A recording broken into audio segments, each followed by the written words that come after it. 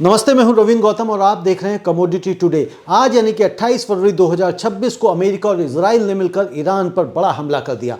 Tehran सहित कई शहरों में विस्फोट हुए। इजराइल ने इसे पहले से रोकने वाला हमला बताया। अमेरिकी राष्ट्रपति डोनाल्ड ट्रंप ने कहा यह एक बड़ा सैन्य अभियान है। उन्होंने ईरानी शासन को खत्म करने की भी बात कही। हमले में ईरान के कई बड़े नेता निशाने पर थे। सुप्रीम लीडर खामेनेई, राष्ट्रपति पेजेश्कियन और सेना प्रमुख मुसावी।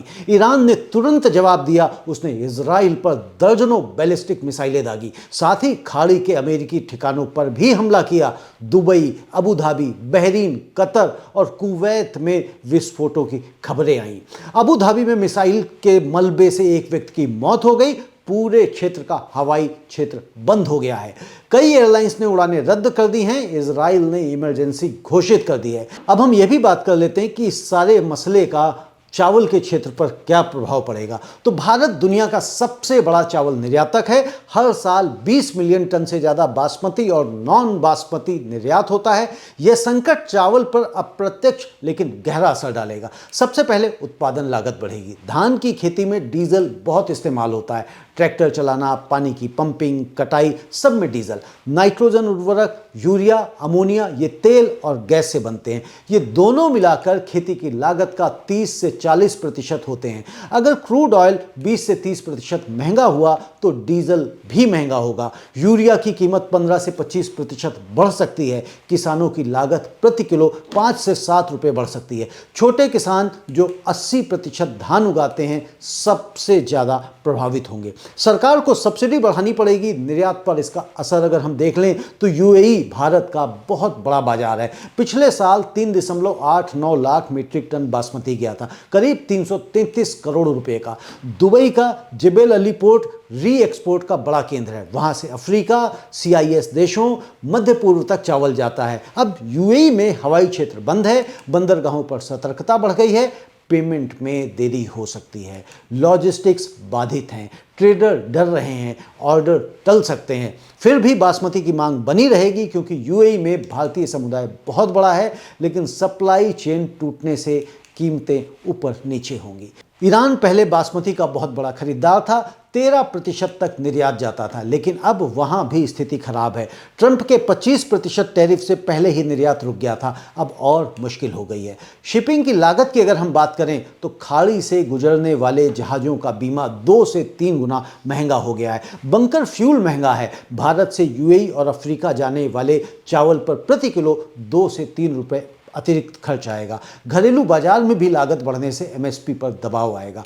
कुल मिलाकर अगर युद्ध 2 से 4 हफ्ते चला तो चावल निर्यात 10 से 15% प्रभावित हो सकता है। उत्पादन लागत 8 से 12% बढ़ सकती है। अगर महीनों चल गया तो निर्यात में 20% तक की गिरावट और 10,000 करोड़ रुपए से अधिक का नुकसान हो सकता है। यह संकट अचानक नहीं आया दोस्तों। पिछले साल जून 2025 में भी इजराइल और ईरान के बीच युद्ध हुआ था। ईरान का परमाणु कार्यक्रम और मिसाइलें उस समय भी निशाने पर थी। हाल ही में स्विट्जरलैंड में अमेरिका ईरान की परमाणु बातचीत टूट गई।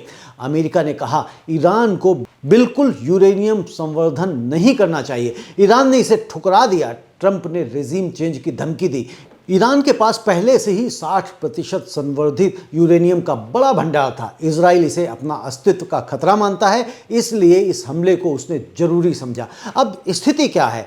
यह सिर्फ इजराइल और ईरान का मामला नहीं रहा।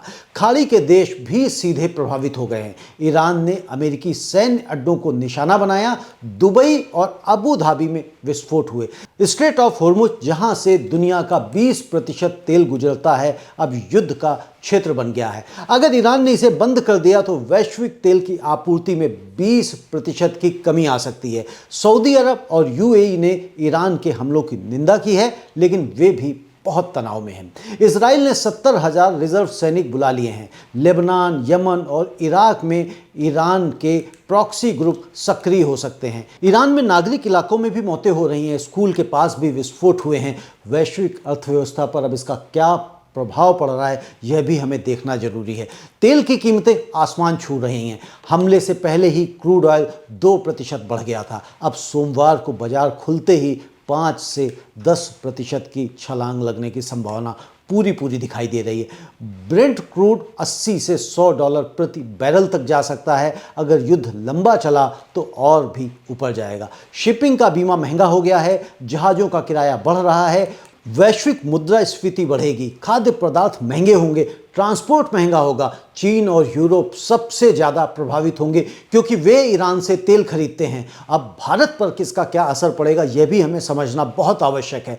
भारत अपनी 85% से ज़्यादा कच्चा तेल बाहर से खरीदता है। खाड़ी देशों से आधे से ज़्यादा तेल आता है, Saudi, UAE, Iraq. Straight of Hormuz Bharat की ऊर्जा सुरक्षा की रीढ़ है। अगर तेल $80 से ऊपर रहा तो हमारा आयात बिल बहुत बढ़ेगा, चालू खाता घाटा बढ़ेगा, रुपया कमजोर होगा, आरबीआई को ब्याज दरें ऊंची रखनी पड़ेंगी, पेट्रोल डीजल महंगा होगा, ट्रांसपोर्ट महंगा होगा, खाने पीने की चीज़ें महंगी होंगी और स्टॉक मार्केट में 1 से 2% तक की गिरावट भी संभव है। सरकार पर सब्सिडी का बोझ बढ़ेगा। अब हमें यह भी देखना है कि कूटनीति के नज़रिए से भारत क्या करेगा। भारत संतुलन बनाए रखेगा। इजराइल के साथ हमारा रक्षा और तकनीक का गहरा रिश्ता है। ब्रह्मोस मिसाइल, स्पाईवेयर, ये सब साझेदारी हैं। दूसरी तरफ यूएई और सऊदी के साथ हमारा व्यापार $100 अरब से ज़्यादा हो गया है। CEPA, I2U2, अब्राहम अकॉर्ड्स, ये सब मजबूत हैं।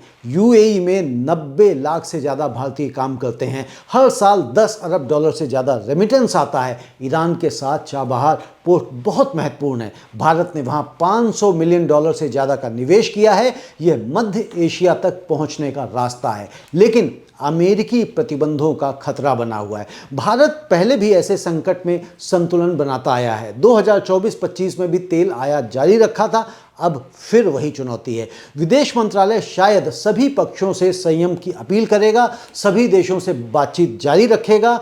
यूएई में भारतीय समुदाय की सुरक्षा एक बड़ी चिंता भी है।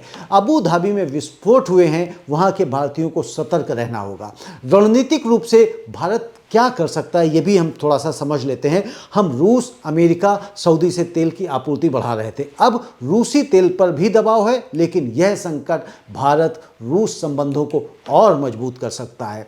चाबहार पोर्ट का भविष्य अनिश्चित है। अगर अमेरिका ईरान पर बहुत सख्त हुआ तो दिक्कत होगी, फिर भी भारत की स्थिति मजबूत है। हमारे पास $650 अरब से ज़्यादा विदेशी मुद्रा भंडार है। निर्यात विविध है। अगर युद्ध छोटा रहा तो हम संभाल लेंगे, लेकिन अगर महीनों चला तो विकास दर पर 1 से 2% का असर पड़ सकता है। मुद्रास्फीति 7% तक जा सकती है। दोस्तों, अगर ये युद्ध लंबा चल गया तो तेल $100 पार हो सकता है, मुद्रास्फीति तेज हो सकती है, चावल निर्यात 20% से अधिक गिर सकता है। दोस्तों, भारत एक मजबूत देश है, हमारे पास विविध अर्थव्यवस्था है, विदेशी मुद्रा भंडार बहुत अच्छा है, लेकिन सतर्क रहना जरूरी है। सरकार को तेल का भंडार बढ़ाना चाहिए, चावल निर्यातकों को मदद करनी चाहिए, इंश्योरेंस, क्रेडिट सपोर्ट, किसानों को डीजल बचाने वाली मशीनें अपनानी चाहिए। कूटनीति से संतुलन बनाना होगा। यह संकट हमें याद दिलाता है मिडिल ईस्ट की स्थिरता भारत की समृद्धि से सीधी जुड़ी हुई है। आप किस तरह से इस खबर को देखते हैं और आने वाले समय में क्या क्या संभावनाएं आपको समझ में आती हैं, कमेंट में आप हमें लिखकर अवश्य बताएं। आपका बहुत बहुत धन्यवाद। नमस्ते।